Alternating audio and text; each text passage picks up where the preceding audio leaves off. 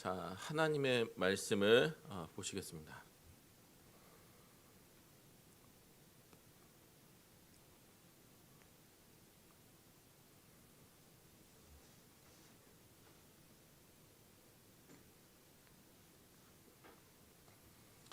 자, 하나님의 말씀 신약성경 8쪽 마태복음 6장 25절부터 32절까지의 말씀입니다.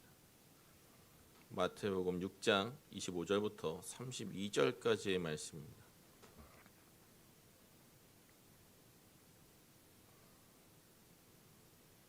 자, 마태복음 6장 25절부터 32절에 있는 하나님의 말씀을 들으십시오.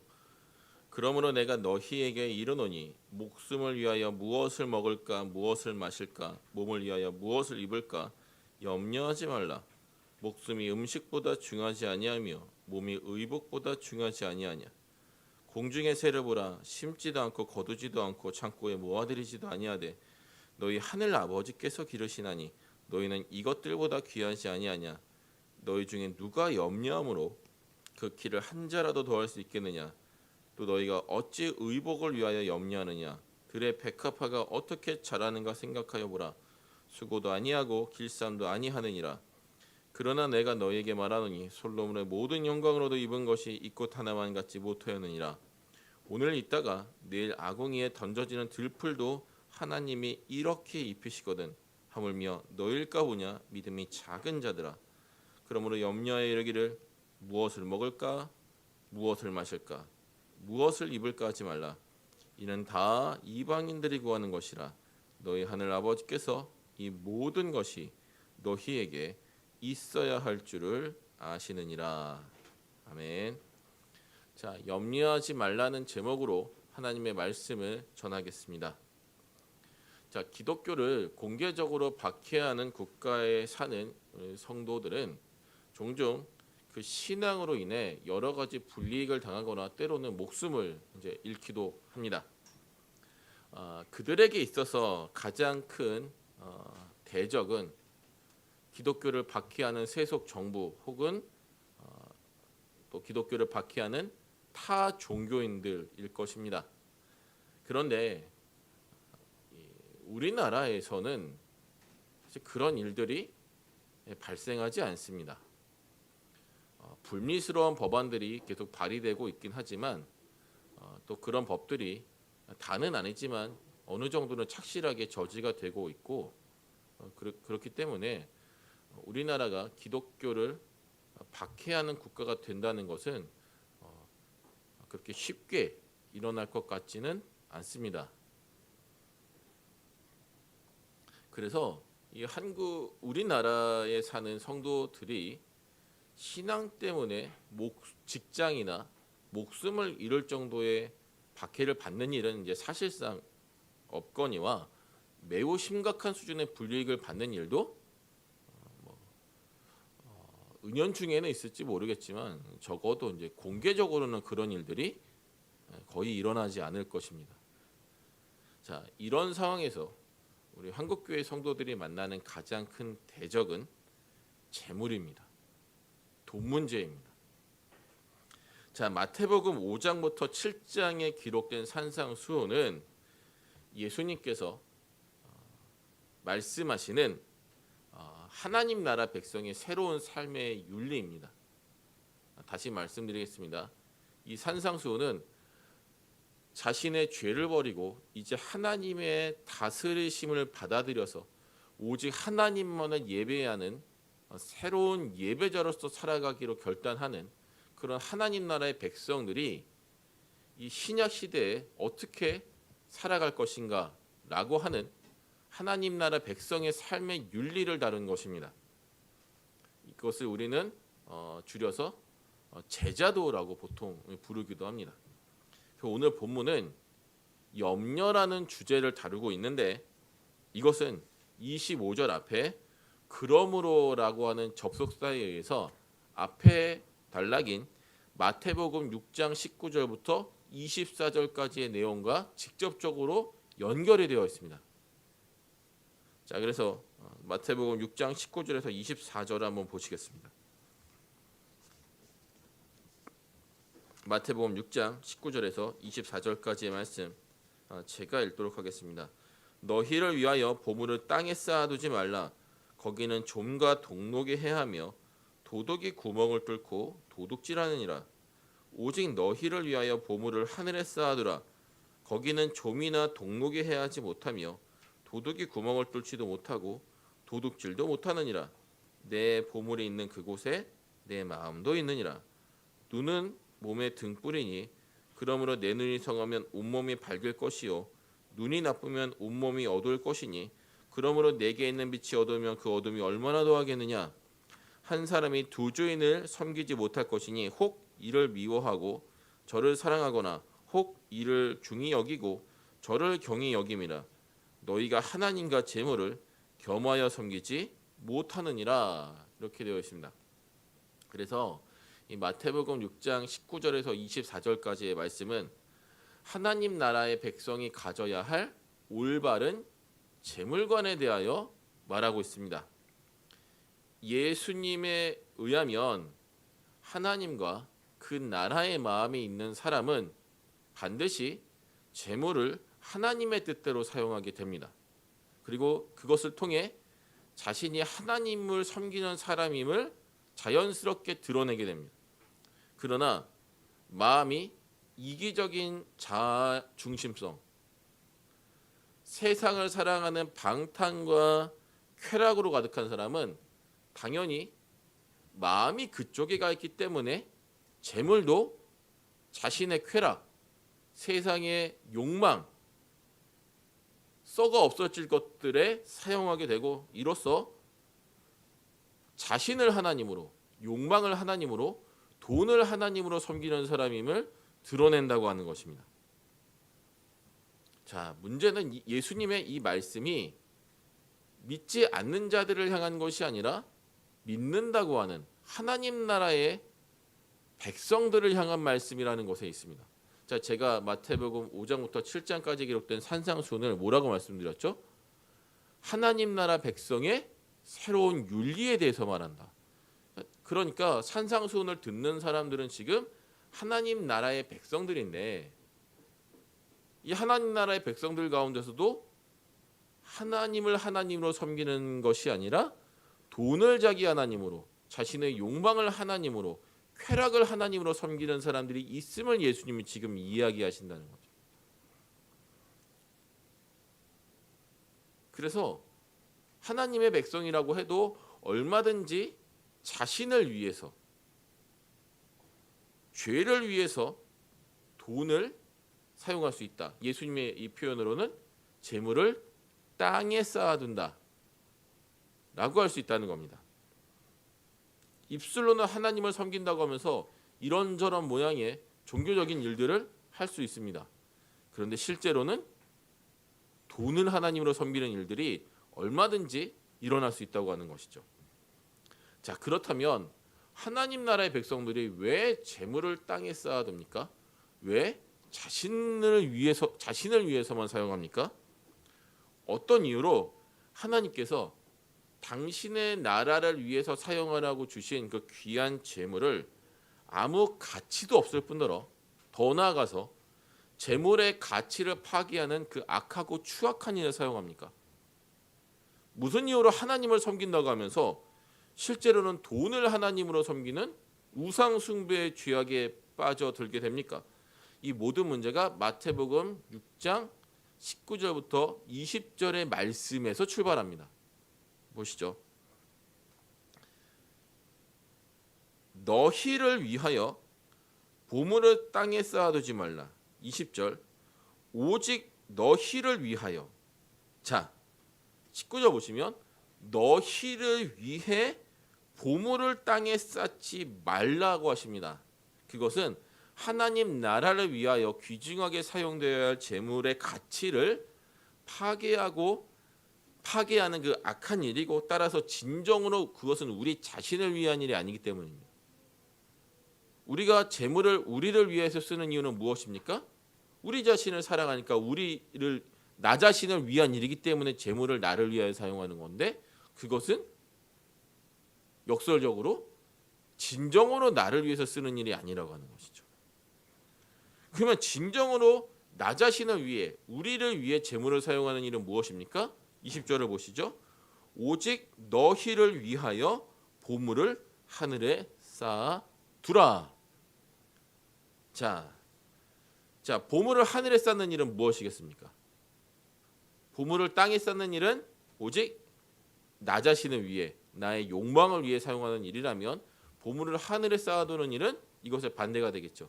내가 아니라 하나님과 그의 나라를 위해서 사용하는 일이 바로 보물을 땅에 쌓아두는 일입니다. 그러나 이 마태복음의 맥락에서는 아니 성경 전체는 하나님과 하나님 나라를 위해서 재물을 사용하는 일의 대표적인 일로 항상 구제를 이야기하고 있습니다.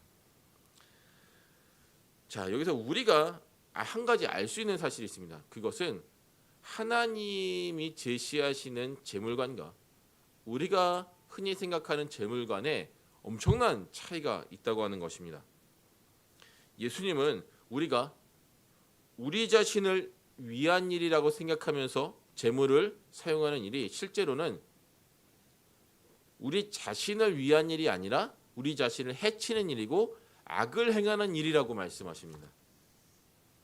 우리와 하나님이 가진 이 재물간의 괴리 때문에 우리는 재물을 땅에 쌓아두는 어리석음과 돈을 하나님을 대신하여 섬기는 그런 우상 숭배의 죄를 범하게 됩니다. 그럼 우리에게 시급한 일은 무엇이죠? 하나님이 제시하시는 재물관과 우리가 가지고 있는 이 재물관을 빨리 일치시키는 일이죠. 자, 그렇다면 이러한 괴리가 왜 발생하는가? 그 원인을 찾아야 합니다. 그 원인을 찾아서 해결해야 하나님의 재물관과 우리의 재물관이 하나로 일치되지 않겠습니까? 우리가 하나님이 제시하신 그 재물관을 따라야 하는 건데 이것을 방해하는 결정적인 대적이 있다고 하는 것입니다. 그것이 6장 25절에 등장합니다. 마태복음 6장 25절 보시죠. 그러므로 내가 너희에게 이르노니 목숨을 위하여 무엇을 먹을까 무엇을 마실까 몸을 위하여 무엇을 입을까 염려하지 말라. 목숨이 음식보다 중하지 아니하며 몸이 의복보다 중하지 아니하냐.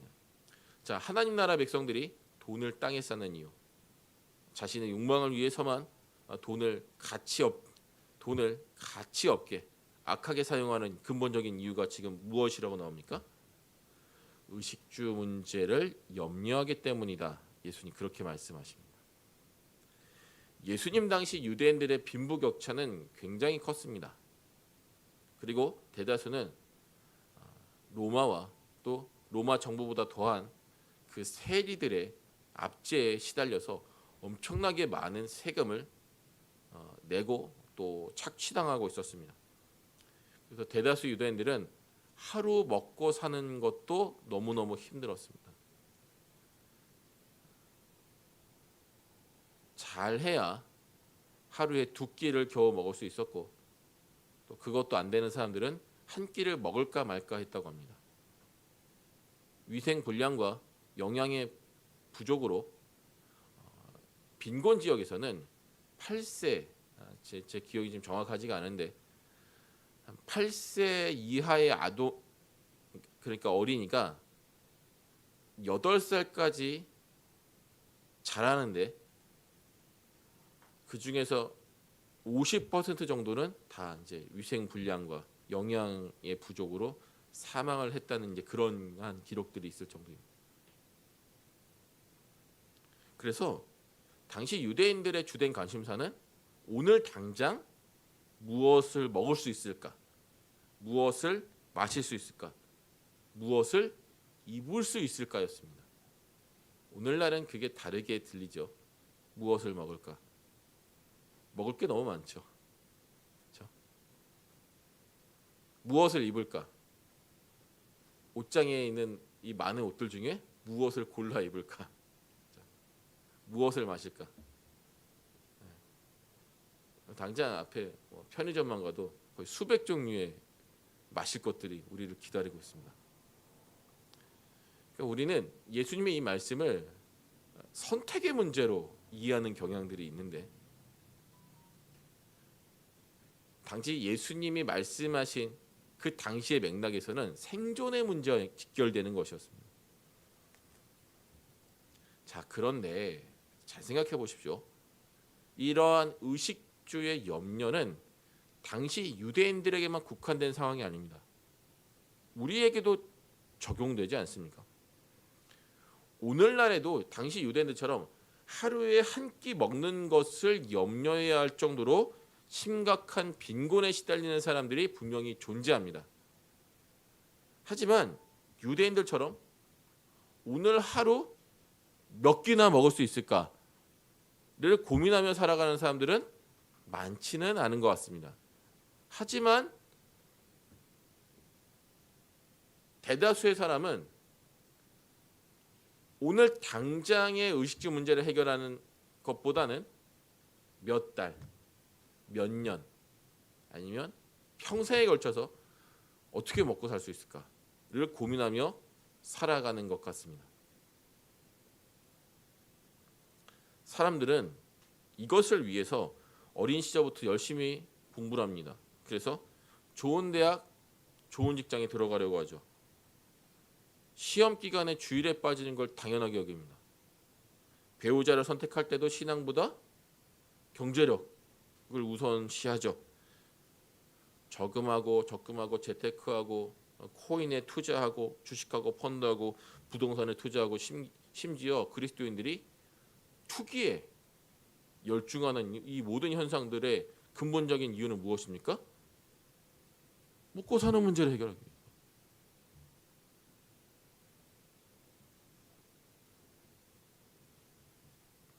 예수님 당시 유대인들처럼 지금 당장의 의식주 문제를 해결하기 위해서 처절하게 살든지, 아니면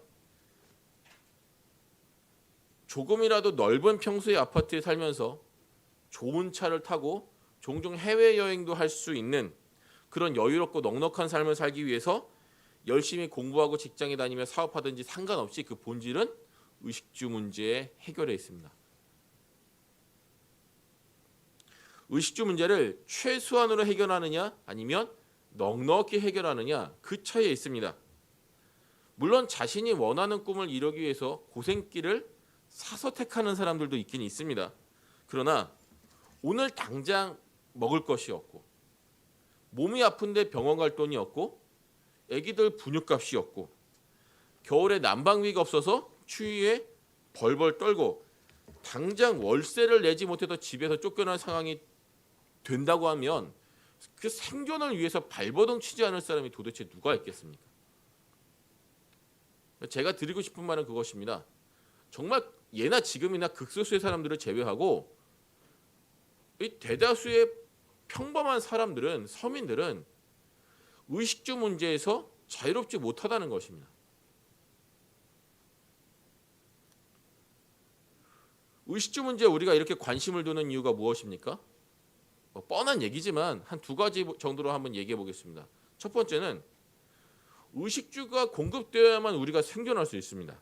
두 번째로 의식주가 충분히 공급될 때 우리는 비로소 행복하다고 느낍니다. 살만하다고 여깁니다. 인생이 즐겁고 보람되다고 느낍니다. 자, 이러한 사람들의 생각은 정말 옳은 것입니다. 사람이 살아가기 위해, 더 나아가 사람답게 살기 위해 반드시 필요한 것은 의식주의 적절한 공급이죠. 자, 그런데 이 의식주 문제를 해결할 수 있는 방법이 하나 있으니 그것이 무엇입니까? 돈입니다. 돈 있으면 해결됩니다. 우리가 정의로우면 의식주 문제가 해결됩니까? 지식이 많으면 의식주 문제가 해결되나요? 패션 감각이 뛰어나면 의식주 문제가 해결됩니까? 아닙니다. 돈 많이 벌면 다 해결됩니다.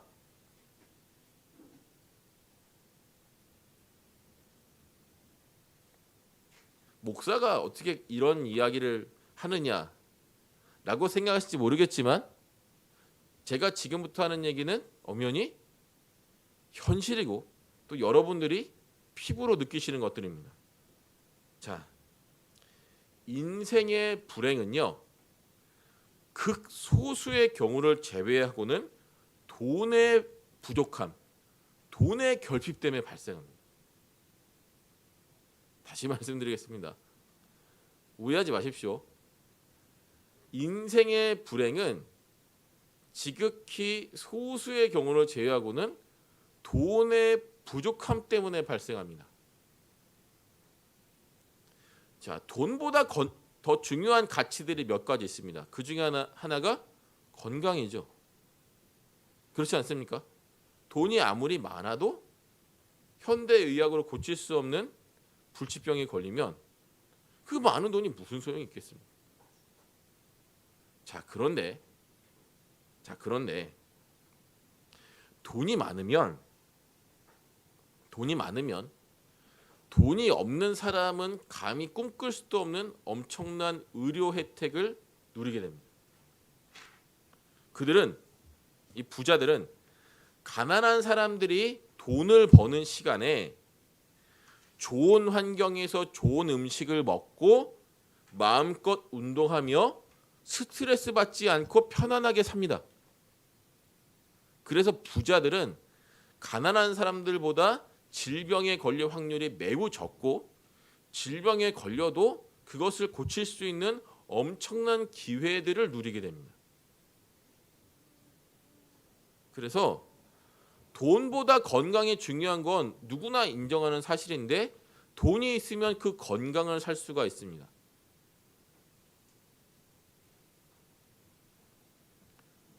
돈보다 시간이 더 중요한 것은 여러분들이 나이가 드실수록 더 느끼시는 바인데 돈이 있으면 시간도 삽니다.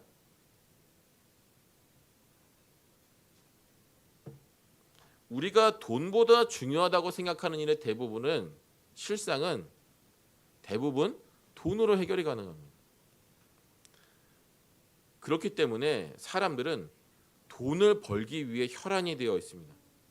돈을 벌기 위해서 인생의 거의 모든 열정과 시간을 투자하고 그리고 그것을 위해서 정말 치열하게 살아갑니다. 자신을 위해 보물을 땅에 쌓아둡니다. 그러나 누구나 자신이 원하는 만큼의 충분한 돈을 버는 것은 아닙니다. 돈은 한정되어 있는데 정말 극소수의 사람들이 대다수의 부를 차지했고 그리고 대다수의 사람은 그 얼마 안 되는 돈을 나눠야 하기 때문에 대부분 먹고 사는 일에 급급하게 되어 있습니다. 여러분들 수입이 6개월 동안 끊긴다 생각해 보십시오. 별로 상상하고 싶지 않으실 겁니다. 그래서 돈이 없으면 생존할 수 없다. 사람답게 살 수 없다. 행복하게 살 수 없다. 이러한 생각에서 오는 것이 바로 염려입니다. 염려. 자, 본문 25절에 등장하는 이 염려에 해당하는 헬라어 단어가 메림나테라고 합니다. 메림나테. 이게 당시 그 유대인들이 메림나테라는 단어를 어떤 의미로 사용했냐면 염려 때문에 잠을 이루지 못한다. 밤잠을 설친다. 뭐 이런 식의 의미로 사용했습니다. 단순한 염려가 아닙니다. 잠을 자지 못할 정도로 깊은 염려에 빠지는 상태. 그것이 메림나테입니다.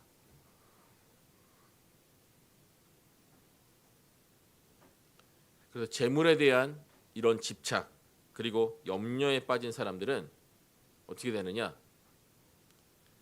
그 돈이 심령을 장악합니다. 그래서 인생의 모든 초점을 돈 버는 일에 맞춥니다. 그들은 필연적으로 돈을 자기 하나님으로 섬기며 성경은 이런 사람들을 가리켜 다음과 같이 말합니다. 디모데전서 6장 9절에서 10절. 부하려 하는 자들은 부자가 되려 하는 자들은 시험과 올무와 여러 가지 어리석고 해로운 욕심에 떨어지나니 곧 사람으로 파멸과 멸망에 빠지게 하는 것이라. 돈을 사랑함이 일만하게 뿌리가 되나니 이것을 탐내는 자들은 미혹을 받아 믿음에서 떠나 많은 근심으로써 자기를 찔렀도다. 자, 마지막을 주목해 보십시오. 자기를 찔렀다. 부자가 되고 싶어서 혈안이 된 사람, 돈을 많이 벌고 싶어서 신앙마저도 포기한,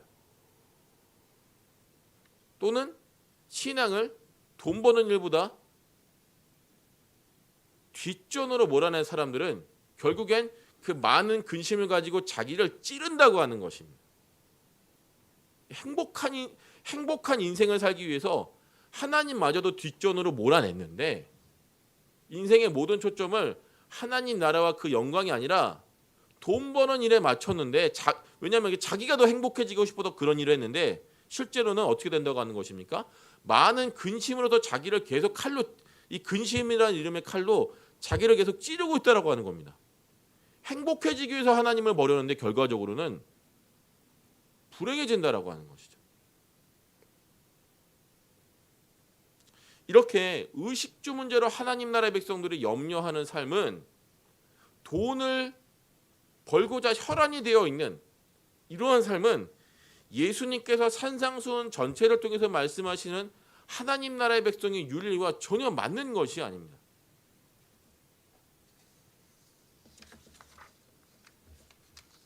사도 베드로의 언어를 빌리면 인생의 모든 초점이 돈에 맞춰져 있는 이러한 돈의 노예가 된 삶은 십자가에 달리신 예수 그리스도를 만나기 이전의 삶으로 충분하다고 하는 것입니다.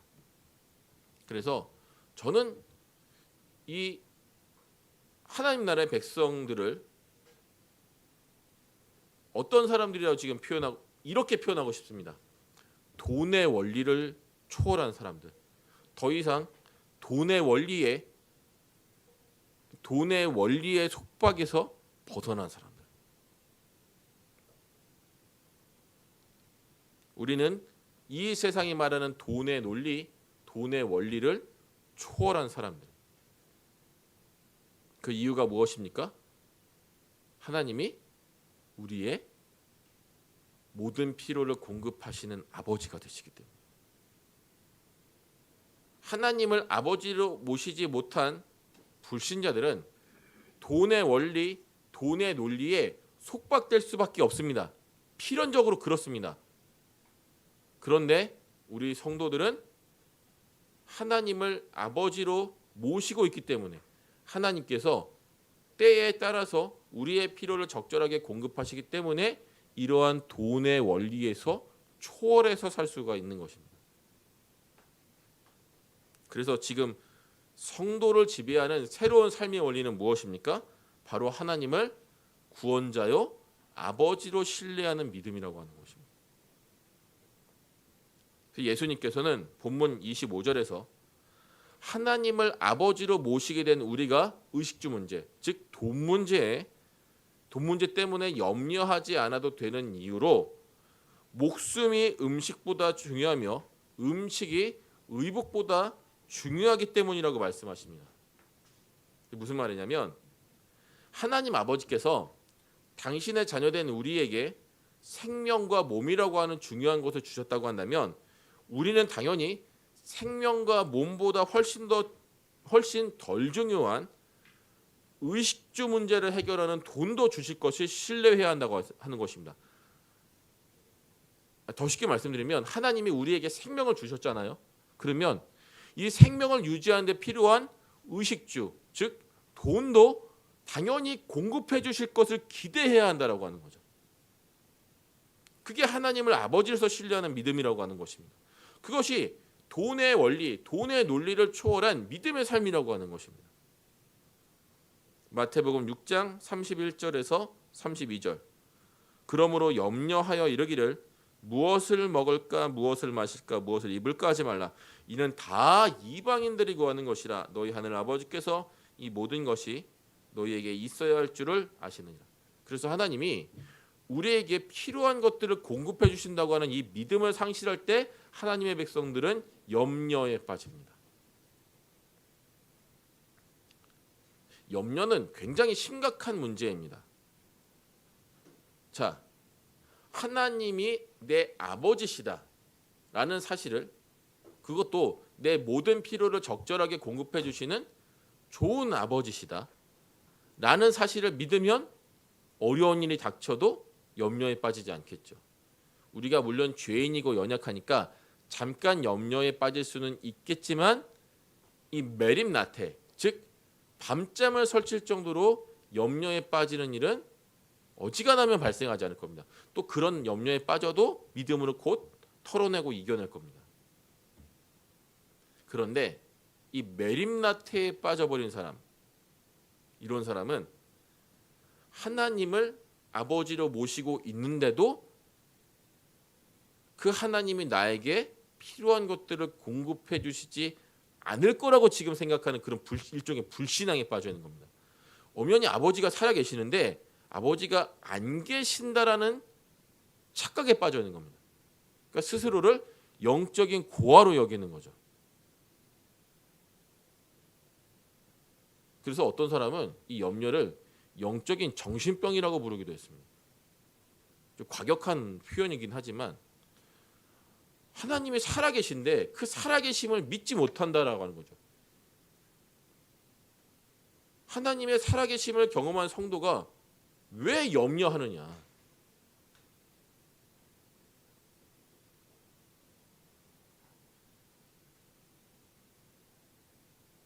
그래서 염려에 빠진 사람, 즉 하나님이 아버지 되심을 더 이상 믿지 못하게 된 사람은 어떻게 됩니까? 아버지가 없으니까 문제를 스스로 해결해야죠. 어린아이들이 문제를 스스로 해결하는 거 보셨습니까?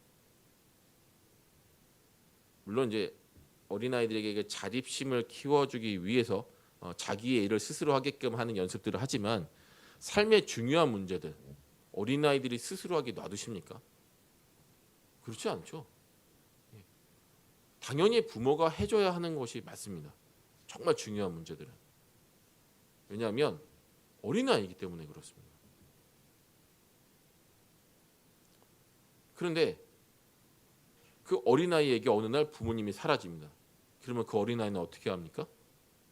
지금까지는 내 모든 필요와 삶의 중요한 문제를 이끌어주고 공급해주는 부모님이 있었는데 그 부모님이 없어졌다는 생각이 들면 그 어린아이는 어떻게 합니까? 이제 알아서 살아야죠. 염려가 그런 겁니다. 이제 하나님 없이 내가 알아서 살아야 하는구나. 나 스스로 이 하나님이 없어진 이 세상에서 내 인생 내가 홀로 책임지며 살아야 하는구나. 그런 인생 어떻습니까? 어린아이에게 부모님이 없어진다라고 하는 것은 엄청난 충격과 좌절을 안겨다 줍니다. 고통을 안겨다 줍니다. 저희 아이들이 이제 10개월 정도 됐는데 벌써 눈앞에서 이제 저는 아직 아니지만 제 아내가 사라지면 웁니다. 그 아이들에게는 엄마가 사라진다는 것이 엄청난 좌절이고 충격이고 공포인 것이죠. 그래서 염려에 빠진 사람들은 그 많은 근심으로써 자기를 이렇게 찌르게 되어 있습니다. 괴로워하게 되어 있습니다.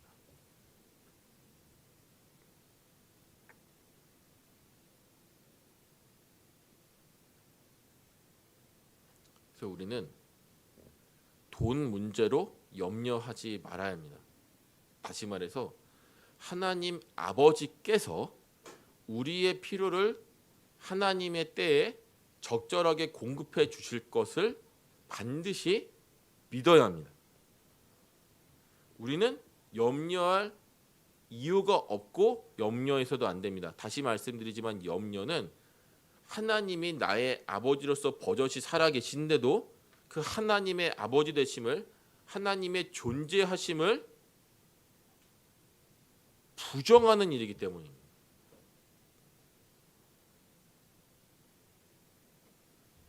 불신앙입니다. 그래서 여러분들이 여러분들 자신만을 위해서 돈을 사용할 때는 이미 하나님 아버지의 돌보심을 의심하고 하나님을 떠나 돈의 노예가 된 상태, 염려의 노예가 된 상태입니다.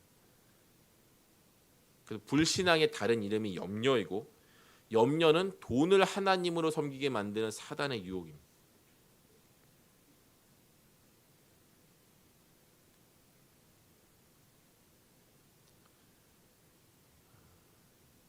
제가 예전에 어떤 형제를 만난 적이 있습니다. 그 형제가 저에게 고민을 하나 털어놓았는데, 그것은 11조 하는 것이 너무 어렵다는 것이었습니다.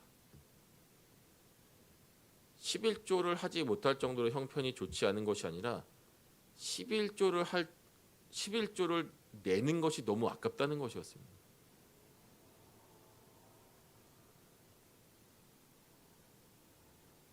돈을 자기만을 위해서 사용하는, 그리고 재물을 땅에 쌓아두는, 내가 이 11조를 헌금해도 하나님 나라의 일을 위해서 드려도 하나님께서 나의 필요를 공급해 주실 거라는 믿음이 없기 때문에 11조 내는 것을 아까워하는 거죠. 제가 그랬습니다. 이러한 신앙의 원리들은 이야기 안 하고 그냥 그 형제에게 한마디만 했습니다. 10의 1조를 내는 것이 어렵냐, 아깝냐? 그러면 눈 한 번만 딱 감고 10의 3조를 내라. 10의 3조를 내면 그 다음부터는 10의 1조를 내는 것이 전혀 부담되지 않는다.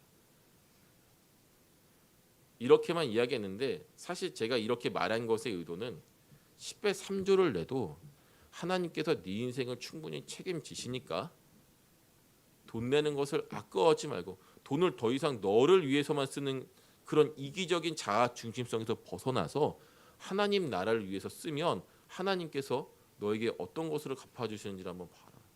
하나님께서 이 말은 10의 3조를 내면 부자가 된다는 얘기가 아닙니다. 오히려 10의 3조를 내면 생활이 굉장히 어려워지겠죠. 그때 하나님께서 내 인생을 어떻게 책임지시는지를 한번 경험해봐라. 11조 내는 것이 뭐가 아깝겠냐. 하나님 나라를 위해서 인생을, 재물을 적극적으로 투자하는 것이 인생의 손해고 불행이고 어려운 일이라고 생각하는데, 그러한 고정관념에서 너는 벗어나야 될 것이다. 사실 제가 이런 의도를 가지고 그렇게 이야기를, 그 형제에게 10의 3조를 한번 내봐라, 이렇게 이야기를 한 겁니다.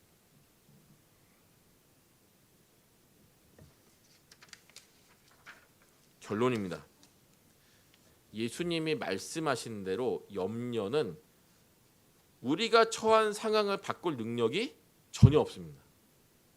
누가 염려함으로 자신의 키를 한자 30cm나 더 크게 할 수 있느냐? 아무도 없죠. 여러분들 염려 많이 해보셨을 겁니다. 염려해서 문제가 해결되는 거 보셨습니까? 저도 이 설교를 준비하기 전까지 심각한 염려에 빠져 있었습니다.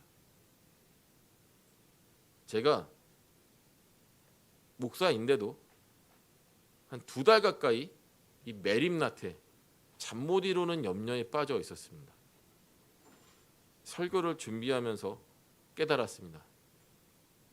불신앙으로 살았구나. 하나님의 때에 하나님이 다 채우시고 하실 텐데, 인생의 길을 이끄실 텐데, 내가 지금까지 무슨 짓을 하고 살았던가, 내가 어떤 정신으로 살았던가, 하나님이 깨우쳐 주셨습니다. 다시 말씀드립니다. 염려는 상황을 바꿀 능력이 전혀 없습니다. 여러분들이 염려의 달인, 염려의 장인이 돼도 여러분들의 상황은 전혀 바뀌지 않습니다. 그것 때문에.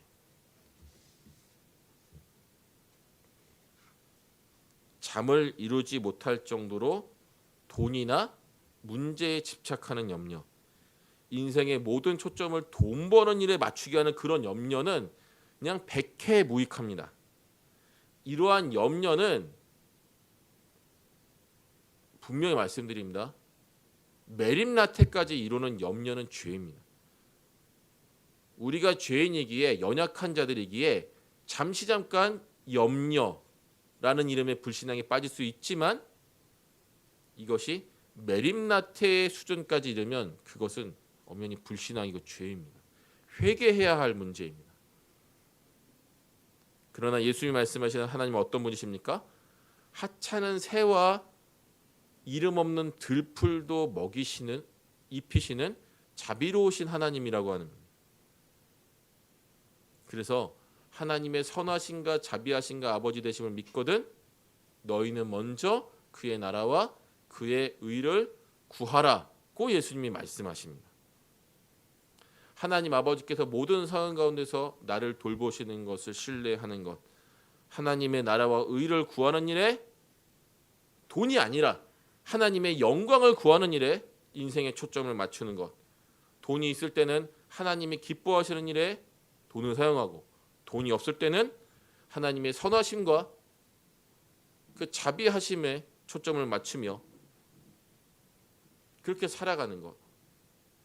더 쉽게 말씀드리면 돈이 있으면 하나님 나라를 위해서 쓰고 돈이 없으면 없는 대로 하나님의 공급하심, 채우심을 기대하며 살아가는 것은 돈에 대한 염려를 극복하는 최고의 방안이라고 하는 겁니다.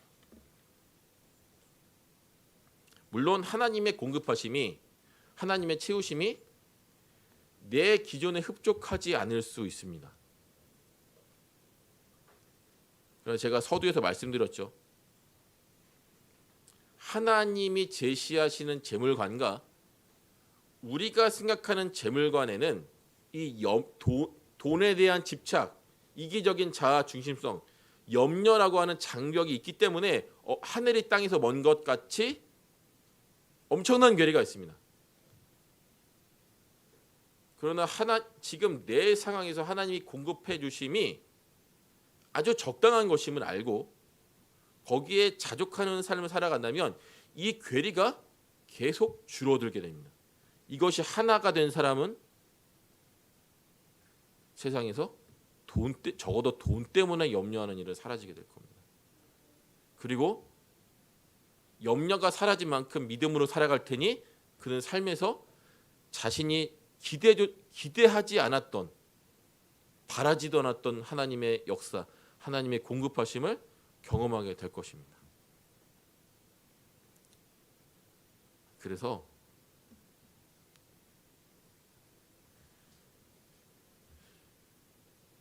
염려하지 마십시오. 염려하는 사람에게 염려하지 말라는 만큼 쓸데없는 말도 없는 것 같지만 그 쓸데없는 말을 지금 누가 하십니까? 예수님이 하십니다. 돈 문제든 어떤 문제든 염려하고 계신다면 염려하지 마십시오. 그 염려가 메림나테의 수준까지 이르렀다면 회개하셔야 됩니다. 하나님의 선하심과 돌보심을 반드시 믿으셔야 합니다. 자, 마지막으로 디모데전서 6장 7절에서 10절의 말씀을 읽고 이 설교를 마치도록 하겠습니다. 디모데전서 6장 7절에서 10절 말씀 제가 읽겠습니다. 우리가 세상에 아무것도 가지고 온 것이 없음에 또한 아무것도 가지고 가지 못하리니 우리가 먹을 것과 입을 것이 있은즉 족한 줄로 알 것이니라.